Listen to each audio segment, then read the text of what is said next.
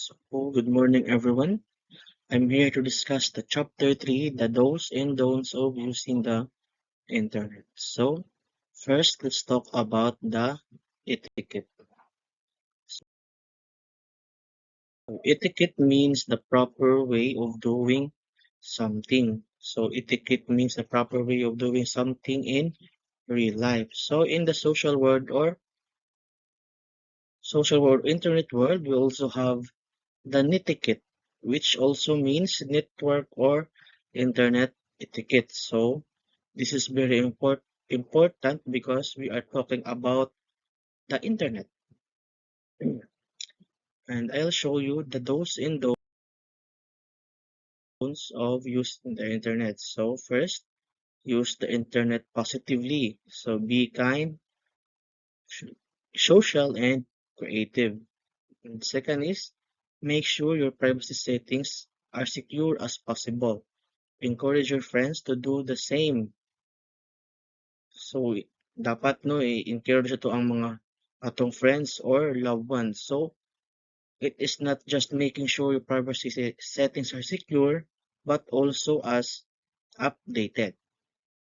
The third is reach out to an adult if you or someone you know is having negative experience online. So, mo jud ang kaning mga the purpose of internet no is socializing. So, reach out to an adult or your friends or loved ones.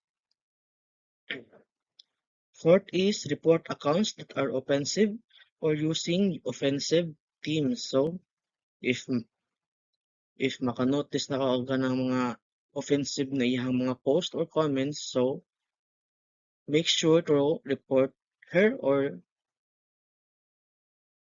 his account and be aware of scams and consider the difference between banter and bullying.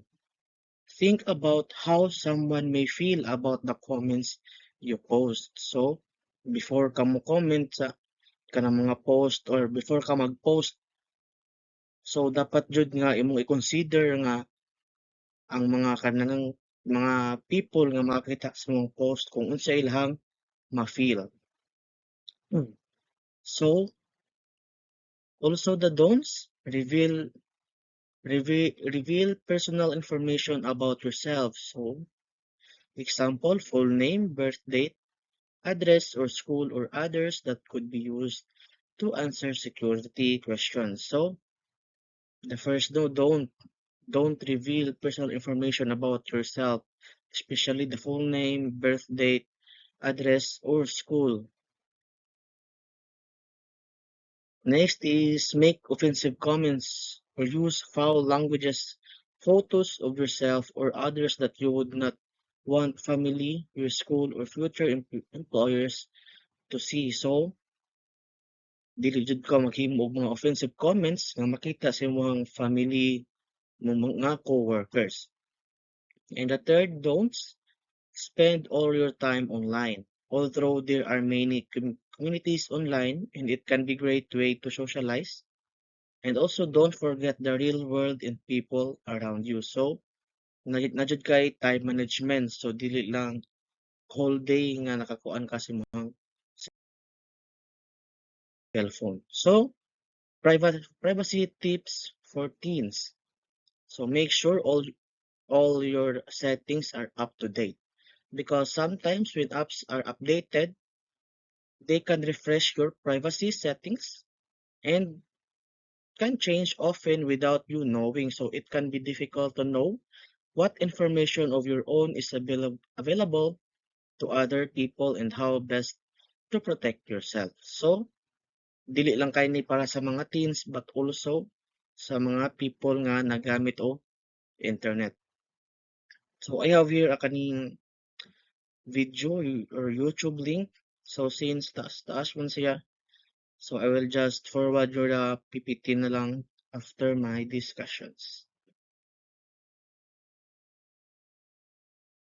So that's all for the chapter 3.2, the do's and don'ts of using the internet. So nare video dire but di siya ma-play no. And taas-taas pa siya. So let's proceed now sa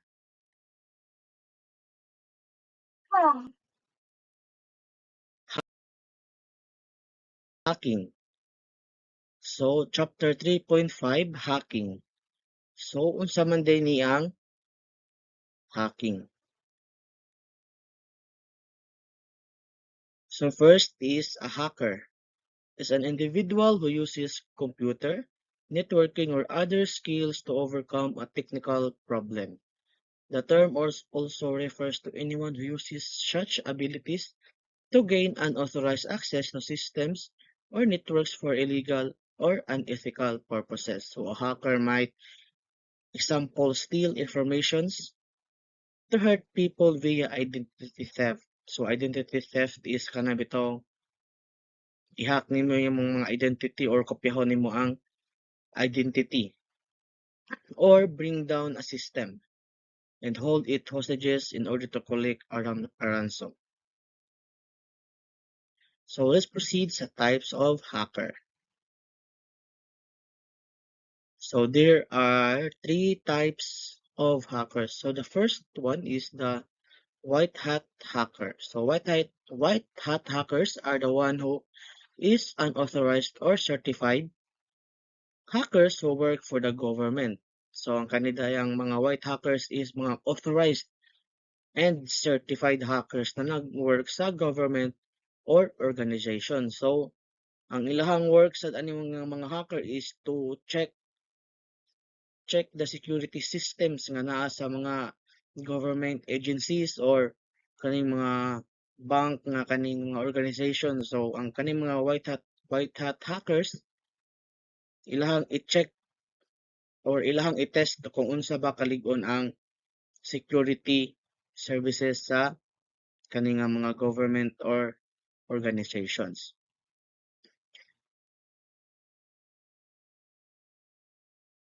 Next is the gray hat hackers. So ang gray hat hackers fall somewhere in the between category.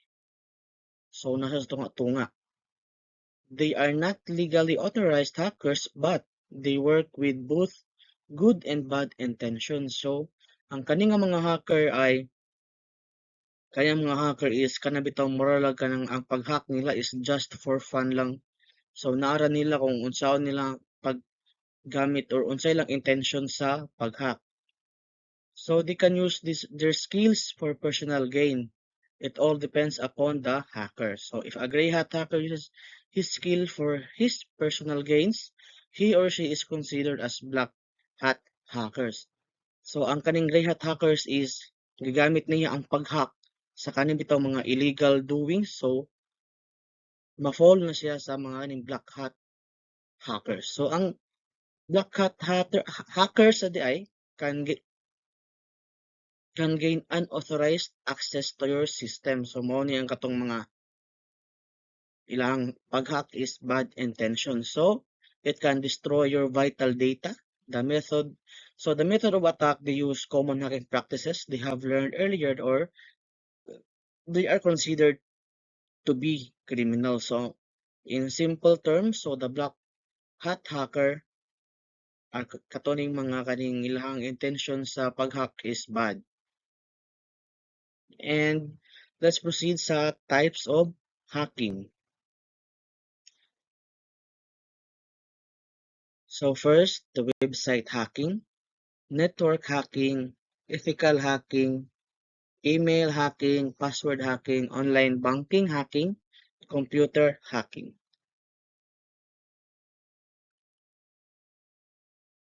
So the website hacking, hacking a website means taking control of the website owner to a person who hacks the website. So mao ni ang kaning mga hackers nga ilang target kay website. So for example lang kanang bitong mga website kanang mga business websites kanang maka-scam na sila o kanang mga booking something inana.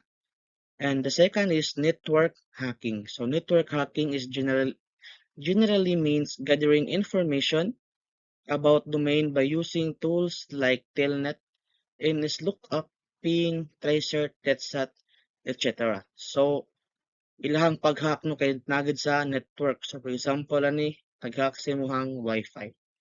And the third is ethical hacking.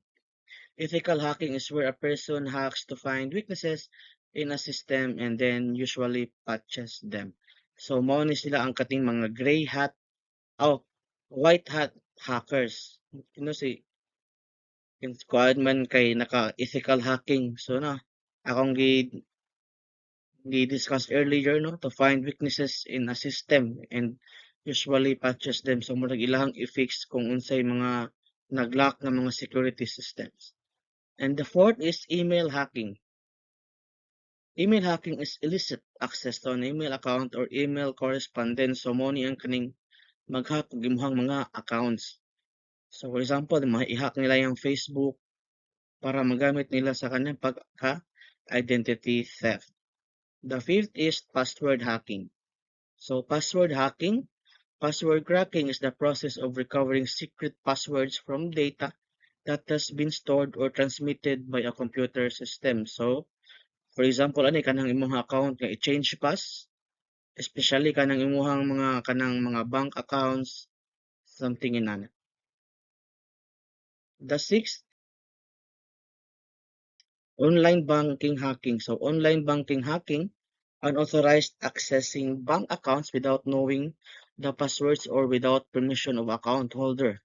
So, online banking hacking is mao ni sila ang katong ilarang i-hack lahos, no? Without changing the kaning kuan, without changing the details sa ilang gihack. So, ilang intentions ani kay for banking hacking is to hack lang sa kanang mga kwarta, ilang ibang transfer without knowing sa katong owner or sa holder. And lastly, computer hacking. So, computer hacking is when files on your computer are viewed, created, or edited without authorization. So, the very likely example for this is the viruses. So, makabantay talaga ng mga viruses, no? Kanang atong i-click na sila, so then, automatic na dayon no operate ang ato ang mga computers or laptops or especially cell phones. So, nga naman day ang hackers mo hack. So, why do hackers hack? So, first is just for fun, show off, hack other systems secretly, steal many people their thought, important information, and kuan pod kaning money, especially money, and destroy enemies computer network during war. And kaninay link 3, basic computer basics, protecting your computer since taas man ni siya, no? Then dili pud ma-play since naka-present ko in online siya. So I will just kuha na lang send na lang the PPT. So that's all for my part. Thank you.